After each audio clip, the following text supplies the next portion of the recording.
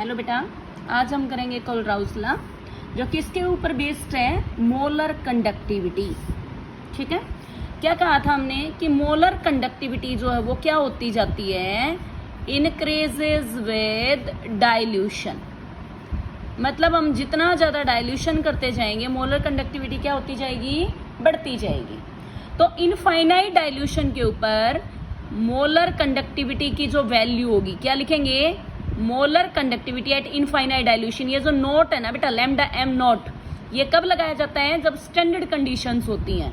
तो हम क्या कह रहे हैं कि जब हमारे पास क्या प्रेजेंट होगा, इनफाइनाइट डाइल्यूशन, तो उस टाइम पे हम इसको क्या लिखेंगे, मोलर कंडक्टिविटी को लैम्डा एम नॉट, या हम लिख सकते हैं लैम्डा एम इन्फिनिटी। मतलब इनफाइनाइट डाइल्यूशन के ऊपर प्रेजेंट है हम, तो इनफाइनाइट डाइल्यूशन के ऊपर लैम्डा एम की वैल्यू क्या होगी हमारी, मैक्सिमम। तो इसी के ऊपर हमें क्या करना है, कोलराउस लॉ करना है। कोलराउस लॉ क्या कहता है बेटा, मान लो हमने क्या ले लिया, लैम्डा एम नॉट NaCl ले लिया। इसका मतलब क्या हुआ कि मोलर कंडक्टिविटी इनफाइनाइट डाइल्यूशन पे NaCl की, तो कोलराउस लॉ ये कहता है कि जो इसकी टोटल मोलर कंडक्टिविटी होगी वो इसके आयंस की मोलर कंडक्टिविटी का टोटल सम होगा। मतलब अगर आयंस की मोलर कंडक्टिविटी जोड़ दी जाए तो पूरे इलेक्ट्रोलाइट की मोलर कंडक्टिविटी हमारे पास आ जाएगी। ओके बेटा, तो क्या कहेगा अब ये, लैम्डा एम नॉट किसकी, Na पॉजिटिव की, lambda am not Cl negative की। ये कोलराउस लॉ बोलता है बेटा। अब हम क्या कह सकते हैं, अगर मान लो हमें यहाँ पे HCl की मोलर कंडक्टिविटी निकालनी है इनफाइनाइट डाइल्यूशन पे, तो इनफाइनाइट डाइल्यूशन पे मोलर कंडक्टिविटी किसकी, H पॉजिटिव की, और मोलर कंडक्टिविटी इनफाइनाइट डाइल्यूशन पे किसकी, Cl नेगेटिव की। अगर मान लो सोडियम एसीटेट है हमारे पास, जैसे हमने क्या ले लिया CS3COONA, तो इसमें क्या होगा बेटा, मोलर कंडक्टिविटी एसीटेट आयन की CS3CO नेगेटिव की और molar conductivity of Na positive की। अगर इनका एडअप कर दिया जाए तो हमारा टोटल इलेक्ट्रोलाइट की मोलर कंडक्टिविटी आ जाएगी इनफाइनाइट डाइल्यूशन पे। लेकिन ध्यान रखना इनकी मोलर कंडक्टिविटी भी इनफाइनाइट डाइल्यूशन पे होनी चाहिए बेटा, उसी का सम लेंगे हम। और क्या ले सकते हैं, मोलर कंडक्टिविटी मान लो जैसे हमने किसकी लेनी है, CaCl2 की लेनी है, तो हम क्या करेंगे, मोलर कंडक्टिविटी Ca2 पॉजिटिव की, और दो बार क्या है बेटा, Cl नेगेटिव है, तो दो बार क्या ले लेंगे, मोलर कंडक्टिविटी Cl नेगेटिव की। तो क्या कहता है कोलराउस लॉ, ये कहता है molar conductivity of an electrolyte eight infinite dilution is the sum of molar conductivities of its ions at infinite dilution। Okay बेटा, ये होगा हमारे पास कोलराउस लॉ। अब हम इसकी हेल्प से, मतलब कोलराउस लॉ को हम स्टडी कर रहे हैं, तो इसका यूज कहाँ है हमारी डेली लाइफ में या साइंटिफिक स्टडी के अंदर।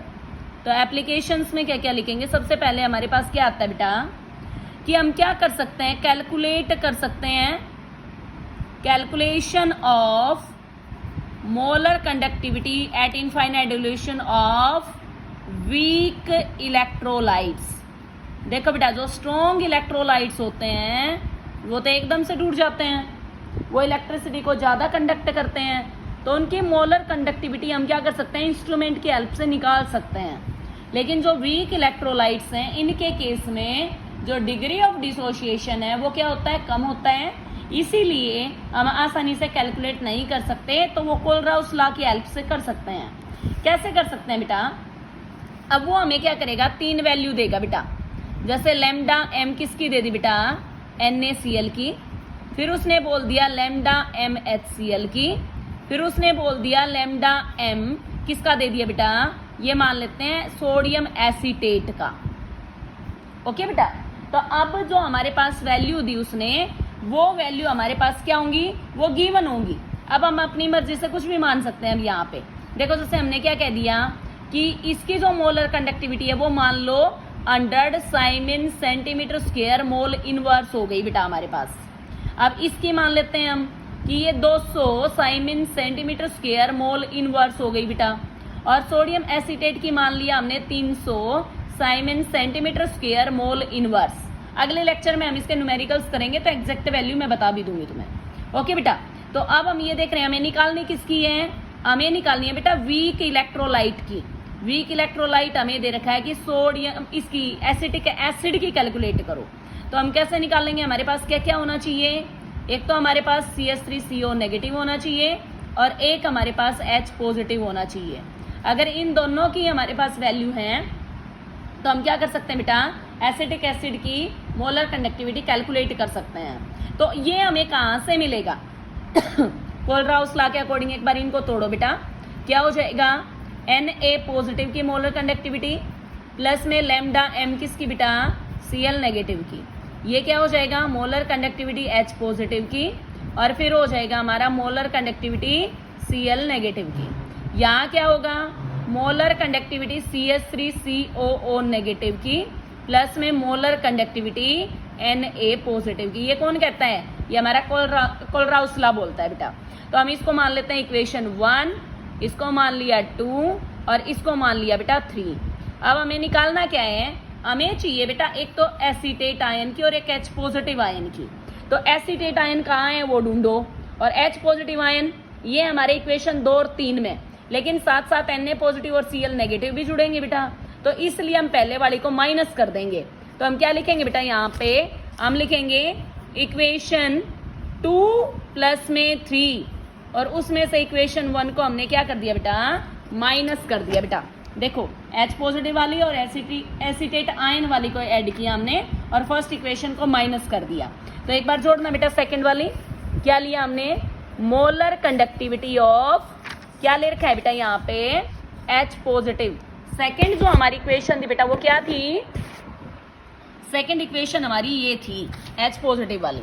तो ये क्या हो जाएगा हमारा H पॉजिटिव प्लस में क्या हो जाएगा, molar conductivity of Cl negative. फिर क्या आएगा बेटा, थर्ड वाले में क्या है, lambda m not acetate ion की दे रखी है बेटा यहाँ पे, प्लस में क्या हो जाएगा, लैम्डा m Na पॉजिटिव की बेटा। उसमें से इक्वेशन 1 को हमें माइनस करना है। तो क्या करेंगे यहाँ पे, लैम्डा m Na पॉजिटिव की माइनस कर दी बेटा हमने और lambda m molar conductivity Cl negative की माइनस कर दी। अब देखो बेटा, Na पॉजिटिव ये प्लस का है, माइनस का है, माइनस का है, प्लस का है। तो लास्टली हमारे पास क्या रह जाएगा, मोलर कंडक्टिविटी CH3COOH की। और इक्वेशन 2 और 3 हमारे पास क्या आया है, 200 प्लस में क्या आ जाएगा बेटा यहाँ पे 300, उसमें से 100 माइनस कर देंगे। तो ये हमारा क्या आ जाएगा, 400 Simon centimetre square mole inverse. इस तरह से हम क्या कर सकते हैं बेटा, कैलकुलेट कर सकते हैं वीक इलेक्ट्रोलाइट की मोलर कंडक्टिविटी। अब दूसरी जो हमारी एप्लीकेशन है बेटा वो हम क्या निकाल सकते हैं, वो हम निकाल सकते हैं क्या, degree of dissociation, calculation of degree of dissociation.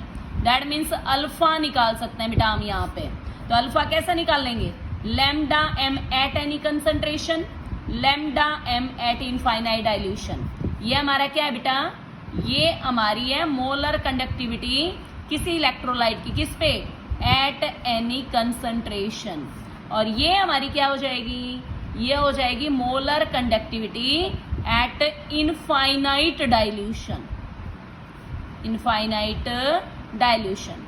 ध्यान देना बेटा, इसके ऊपर जो मैक्सिमम देगा मोलर कंडक्टिविटी इनफाइनाइट डाइल्यूशन पे क्या होगी हमारी मैक्सिमम, तो किसी भी कंसंट्रेशन पे क्या होगी, कम होगी। तो पूरे में से कितना परसेंट हिस्सा टूट चुका है, उसी के कारण तो मोलर कंडक्टिविटी होगी। तो ये क्या बन जाएगा हमारा, डिग्री ऑफ डिसोसिएशन आ जाएगा बेटा। तो हम अगर किसी भी कंसंट्रेशन पे मोलर कंडक्टिविटी का और इनफाइनाइट डाइल्यूशन पे मोलर कंडक्टिविटी का रेशियो लेते हैं तो वो हमें अल्फा की वैल्यू देगा बेटा। ओके, तो आप कोलराउस लॉ पढ़ोगे और ये 2 एप्लीकेशंस करोगे बेटा। इनकी बाकी एप्लीकेशन और इनके ऊपर बेस्ड न्यूमेरिकल्स हम कल करेंगे। ओके बेटा, थैंक यू।